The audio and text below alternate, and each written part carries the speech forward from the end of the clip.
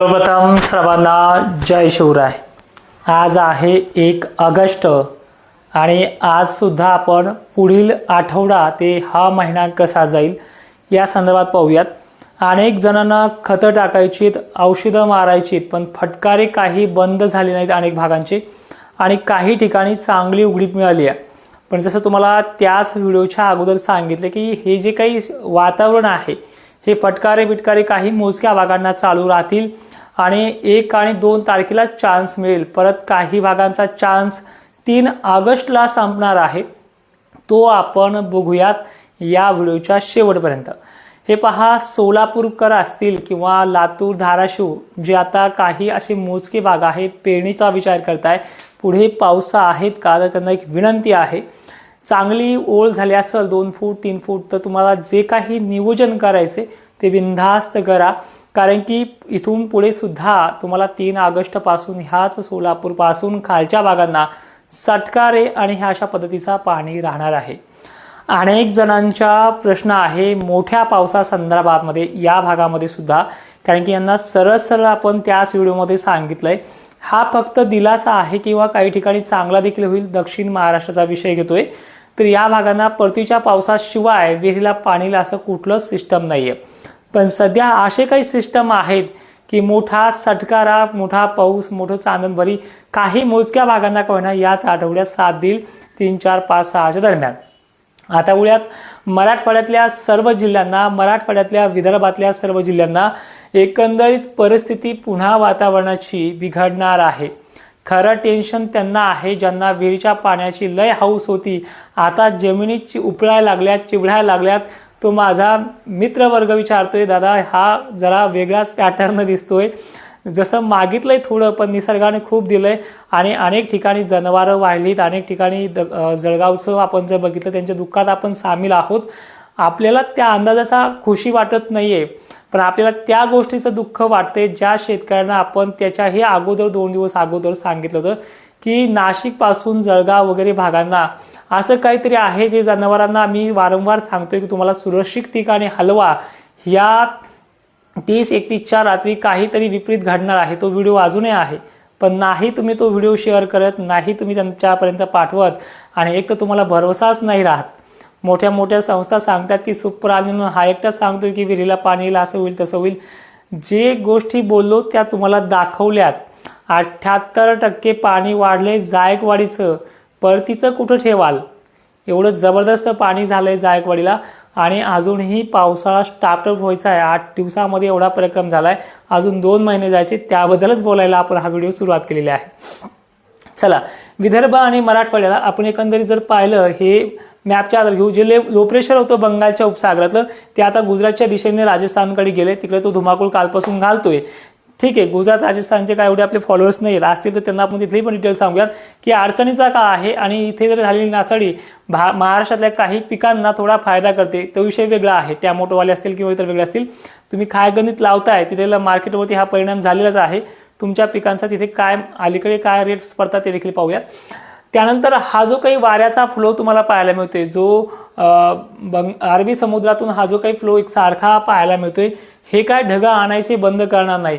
एकसारखे ढग उद्या सुद्धा पश्चिम महाराष्ट्रात, खानदेशात आणि मराठवाड्यात कुठे मोठे 2 तारखेला सुद्धा फटकारे फुगारे चालूच राहतील। शेतीचं औषध जे फवारणी तुम्ही नियोजन करताय, दक्षिण महाराष्ट्रात ते कमी आहे पण करताय, ते थोडंसं लय वाढून ठेवू नका। आभाळाचा आकार पाहून फवारा, सटकारे बिटकारे आहेत कुठे मोठे, काही गावांना पडणार नाहीत, काही नाही आहेत, पण 3 ऑगस्ट पासून हे फटकारे सटकारे एवढे वाढणार आहेत हे सटकारे बिटकारे एवढे वाढणार आहेत की याच्यामध्ये अकोला, बुलढाणा जिल्हा, छत्रपती संभाजीनगर, सोलापूर सुद्धा, बीड जिल्हा, हिंगोली, वसमत, हे एकंदरीत सर्व तालुक्यामध्ये हे सटकारे थोडे वाढ करणार आहेत। दुपारनंतरची वेळ असेल, 4-5 वाजता काळेकुट्ट ढग येतील, ते बरसतील, 1-2 ठिकाणी मुसळधार सुद्धा सरी कोसळतील आणि आता ओलं पहिलंच झाले, कसा जरी पडला तर चांदणेतून म्हणता येते धो धो पडणार म्हणून, चांदणेतून पडणार म्हणून, कारण की ओलं झालेले ना। तर असा पाऊस ह्या 3 ऑगस्ट पासून 6-7 ऑगस्ट पर्यंत आहे। लातूरकरांना सुद्धा एकंदरीत आठवडाभर हे सापका शिपका कंटिन्यू चालणार आहे, पण हे गोष्ट लक्षात ठेवा, पहिल्या दिवशी, दुसऱ्या दिवशी, तिसऱ्या दिवशी सर्व दूर सारखा नाहीये। इकडून गेला तिकडून गेला, गावाच्या बाजूने गेला, उत्तर साईडने गेला, दक्षिण साईडने गेला, आम्हाला आलाय तर मग आला. याच्यामध्ये वारा आहे आणि वाराने पांगापांगी बी आहे, फवारलेलं धुवायसारखाच आहे. जास्त काही वळणं फळणं भरतील अशी शक्यता दिसत नाही, पण ते होऊ शकतं काही ठिकाणी, कारण की ओल तवाच झालेले आहे. अर्ध्या घंट्याचा, 15 मिनिटाचा, 20 मिनिटाचा हा पाऊस आहे. मराठवाडा संपूर्ण, विदर्भ संपूर्ण, पण भाग बदलत, आज एकाला उद्या एकाला. मग यामध्ये पश्चिम महाराष्ट्रातले आणि खानदेशातले एकंदरीत सर्व जिल्हे कसे राहतील हे देखील पाहूयात. चला, यांना सोलापूरकरांना 3 आणि 4 ऑगस्टला ह्या जी काही पिकं आहेत, मागच्या वेळी जो पाऊस झाला आहे त्यांना मध्यम झाला आहे. ठीक आहे, आपण थोडंसं गुगल मॅपवर बघूयात. आपल्याला काय बिल द्यायचं आहे का? हा आहे आपल्या महाराष्ट्राचा नकाशा. ठीक आहे, ओरिजिनल मॉडेल तर दाखवू शकत नाही, कारण की त्या मागे तले जण लागलेत. एकच मिनटं, कलर करतो थोडासा, रांगोळी केल्यावर करतो ना, की नाही. हे जे काही सोलापूरचा भाग आहे, लातूरचा भाग आहे, नांदेडचा भाग आहे, यवतमाळ, वर्धा, अकोला, छत्रपती संभाजीनगर पासूनचा हा जो काही युटर्न भाग आहे, इथं मात्र 3 ऑगस्टला सटकऱ्यांचा जोर वाढणार आहे. आता भाग बदलत वगैरे वगैरे जी काही कंडिशन असते, पण 60% एवढी व्याप्ती ह्या 3 ऑगस्ट आणि 4 ऑगस्टला राहणार आहे. त्यामुळे शेतकऱ्यांना ह्या 2 दिवसात फवारण्या थोड्या दुपारून तंग करू शकतात, 3 ऑगस्टपासून 6 ऑगस्टपर्यंत. त्यानंतर हा जो काही अहिल्यानगरचा, साताऱ्याचा, सोलापूरचा भाग आहे, इथे सुद्धा फुगारे राहतील, पण इथं वारे जास्त असल्यामुळे इथे किती पडेल, किती प्रमाणात पडेल हे सांगणं कठीण आहे. पण पिकांना आधार इथे कायम मिळत राहणार आहे, आठवड्याभर, 5 दिवस, 6 दिवस. ठीक आहे, पण ह्या भागामधनं हे फ्लो वाऱ्याचा जो आहे, ढगांची निर्मिती, ह्या अमरावतीचं टेन्शन वाढवणार आहे, नागपूरचं वाढवणार आहे, जळगावला सुद्धा थोडे फटकारी जास्त असणार आहेत. अकोला, बुलढाणा, भोकरदन, जाफराबाद, कन्नड, सिल्लोड, मेहकर हे जे काही भाग आहेत, या भागांना हा सातत्यानं फुटकारे करत राहणार आहे. हे 2-3 दिवसाचं झालंय. इकडे खानदेशला सुद्धा याच्यामध्ये सरी वगैरे पडत राहतील, कधी कमी कधी जास्त, आणि हे 3 तारखेपासून जास्त आहे. उद्या देखील फटकारे जास्त आहेत. आता विषय राहिला शेवटच्या मिनिटाचा, परतीच्या पावसाबद्दल. आपण राजूर, गणपती, चनेगाव इथे स्पष्ट आपल्या कार्यक्रमामध्ये बोलणार आहोत. राजूरपासून 3 किलोमीटर अंतरावरती हे गाव आहे. उद्या 2 ऑगस्टला संध्याकाळच्या 6:30 वाजता बरोबर त्याच वेळेमध्ये आपण या चनेगावमध्ये राजूरपासल्या येणार आहोत, भोकरदन तालुक्यातील.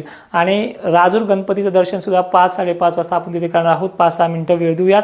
तिथे भेटल्याच्या नंतर चनेगावच्या कार्यक्रमाला ज्यांना यायचं आहे, ज्यांना भेटायचं तिथे आपण भेटूयात. आणि तिथेच परतीच्या पावसाबद्दल जो काही आपण रिपोर्ट बोललेलो आहोत तिथे सपशेल सांगणार आहोत.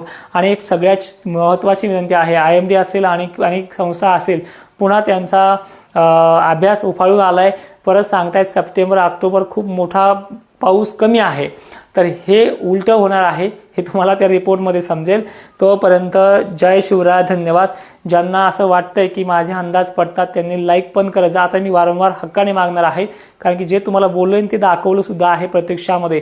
2 दगडीवरती आपले पाय नसतात. आणि सगळ्यात महत्त्वाचा विषय असा आहे की ज्या शेतकऱ्यांपर्यंत पोहोचवणं होईल त्यापर्यंत पोहोचण्याचा प्रयत्न करा. लिंक स्टेटसला टाका, तुमच्या ग्रुपला टाकत चला आणि सहकार्य मात्र कायम असू द्या. जय शिवराय, धन्यवाद.